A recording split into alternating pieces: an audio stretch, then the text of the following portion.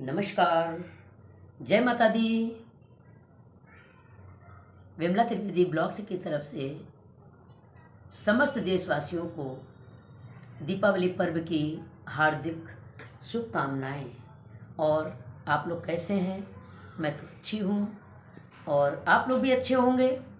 मैं माता रानी से प्रार्थना करती हूँ कि आप सभी लोग स्वस्थ रहें, व्यस्त रहें, मस्त रहें और बिंदास मैं भी एकदम मस्त रहती हूँ। आइए कुछ ईश्वर संबंधित चर्चा कर ली जाए कि ईश्वर क्या है और कहाँ कहाँ ईश्वर है। हमने एक आर्टिकल पढ़ा हुआ है, वो आर्टिकल आपके सामने मैं साझा करती हूँ। आप लोग ध्यान से सुनिएगा। कण कण में है भगवान, कण कण में है भगवान। क्या है शुरुआत इसकी? एक तपस्वी अपने उपदेश में शिष्यों से बार बार कहते थे कि कण कण में है भगवान। संसार में ऐसी कोई वस्तु नहीं है, जो ऐसा कोई स्थान नहीं है, ऐसा कोई व्यक्ति नहीं है, ऐसी कोई जगह नहीं है जहाँ पर भगवान ना हो। प्रत्येक वस्तु को भगवान मानकर उसे नमन करना चाहिए। यह उनकी शिक्षा का निचोड़ था।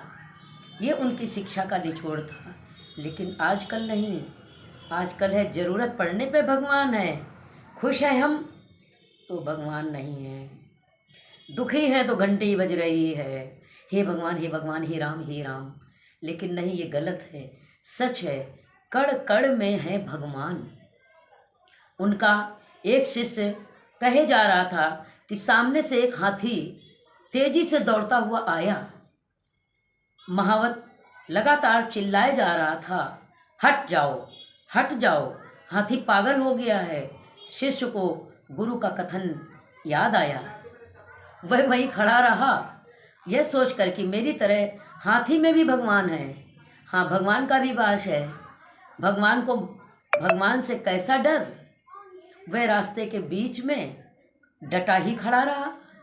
ध्यान से सुनिएगा। वो रास्ते के बीच में डटा ही खड़ा रहा। यह देखकर महावत क्रोध से चिल्लाया, हट जाओ, क्यों मरने पर तुले हो। पर शिष्य अपनी जगह से एक अंगुल भी इधर से उधर नहीं हुआ। फिर देखिए आगे क्या हुआ। पागल हाथी ने उसे सूंड में लपेटा और घुमाकर फेंक दिया। उस पागल हाथी ने उसको सूंड में लपेटा और हिलाकर उसको फेंक दिया। बेचारा घायल शिष्य वहीं पड़ा कहराता रहा। पर उसे अधिक पीड़ा इस बात की थी, भगवान ने भगवान को मारा। थोड़ा मेरे वीडियो में दिक्कत आ गई थी, इसलिए बीच में डिस्टर्ब हुआ है हमारा वीडियो। उसके सहपाठी उसे उठाकर आश्रम ले गए। जब आश्रम ले गए, उसने गुरु से कहा, क्या कहा? आप तो कहते हैं कि प्रत्येक वस्तु में भगवान है। आप तो कहते हैं प्रत्येक वस्तु में भगवान है। देखो, हाथी ने मेरी कैसी दुर्गति कर दी है। देखो, हाथी ने मेरी कैसी दुर्गति कर दी है। गुरु ने कहा, यह सत्य है, प्रत्येक वस्तु में भगवान है। निश्चय ही हाथी में भगवान है, निश्चय ही हाथी में भगवान का वास है।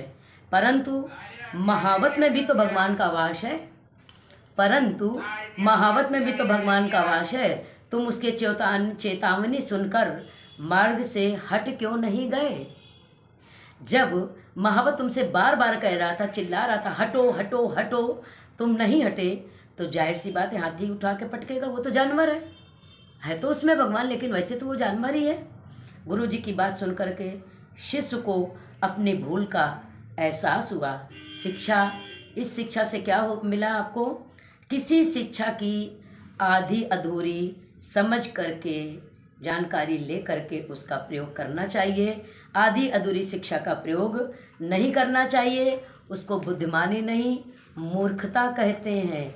इसलिए मैंने जो ये कोटेशन दिया है, कण कण में भगवान है। तो आप लोग ये बात याद रखिएगा, सच में कण कण में भगवान है।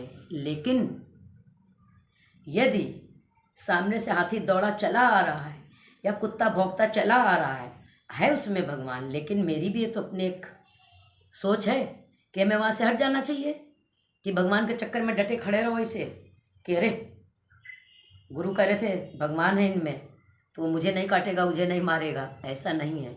आधी अधूरी जानकारी, आधी अधूरी शिक्षा को लेकर के कभी भी कोई चीज़ ग्रहण नहीं करनी चाहिए। हमेशा अच्छी जानकारी लीजिए, अच्छी शिक्षा लीजिए और उसको 4 बार समझिए, उसके बाद उसका उपयोग करिए। ऐसे ही आपके साथ एक कोटेशन छोटा सा मैं पेश करती हूँ।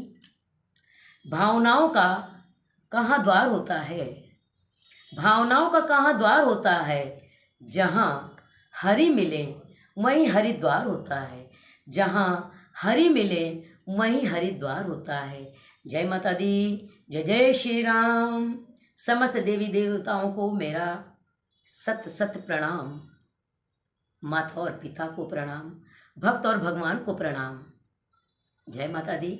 आपको मेरा वीडियो अच्छा लगे तो लाइक करिएगा, शेयर करिएगा, कमेंट करिएगा, सब्सक्राइब करना मत भूलिएगा और इस सीख को अच्छे से अमल करिएगा।